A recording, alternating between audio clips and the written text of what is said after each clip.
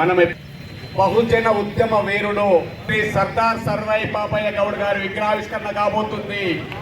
మహనీయులందరి చేతుల మీదుగా మనందరి స్వహస్తాలతో జగిత్యాల గడ్డ పైన వెలిగినటువంటి శ్రీ సర్దార్ సర్వాయి పాపయ్య గౌడ్ విగ్రహావిష్కరణ మన ముఖ్య అతిథుల స్వహస్తాలతో ఆవిష్కరించుకోవడం జరిగింది.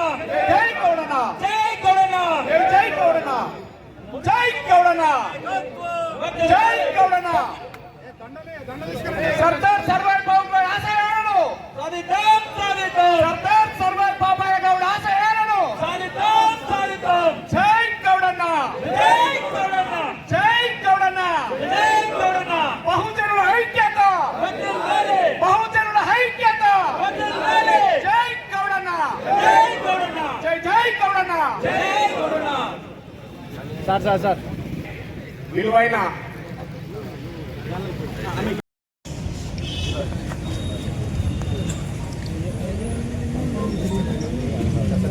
అయితే మా గౌడ్స్ అంతా ఒకటే బాధ సార్, మేము కుల వృత్తిపైన ఆధారపడి జీవనాధారం చేసే పరిస్థితి కనబడట్లేదు. కాబట్టి హాస్టల్ చాలా అవసరం. నేను మళ్ళీ ఎంపీ ఉన్నప్పుడు కూడా కరీంనగర్లో హాస్టల్ కట్టించడానికి చేయడం జరిగింది. అట్లాగే నిజామాబాద్లో కూడా బోధనలో కూడా హాస్టల్ భవనాలు ఏర్పాటు జరిగింది.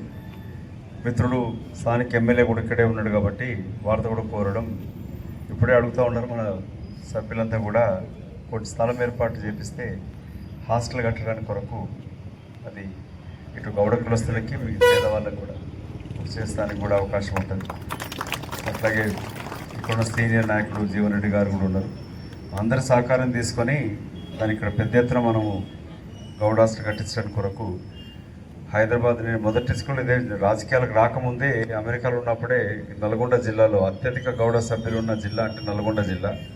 నల్గొండ జిల్లాలో సొంత ఖర్చుతోటి 25 సంవత్సరాల క్రితమే అక్కడ ఒక హాస్టల్ భవనం ఏర్పాటు చేయడం జరిగింది హైదరాబాద్ తర్వాత.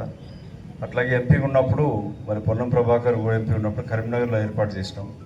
ఇప్పుడు జగిత్యాల జిల్లా అయింది, జిల్లా కేంద్రం అయింది. ఇక్కడ హాస్టల్ ఏర్పాటు చేయడం చాలా ముఖ్యం కాబట్టి దాంట్లో మొదటి కృషి ఉంటుంది. దాంట్లో మిత్రులు ప్రభుత్వం సహాయం, స్థానిక ఎమ్మెల్యే గారి మిగతా నాయకుల సహాయం తీసుకొని ముఖ్యమంత్రితో మాట్లాడి కలెక్టర్తో కూడా దాన్ని ఐడెంటిఫై చేస్తే చేయించుకొని దానికి ప్రభుత్వం రిజిస్ట్రేషన్ వాల్యూతో ఇచ్చినా కూడా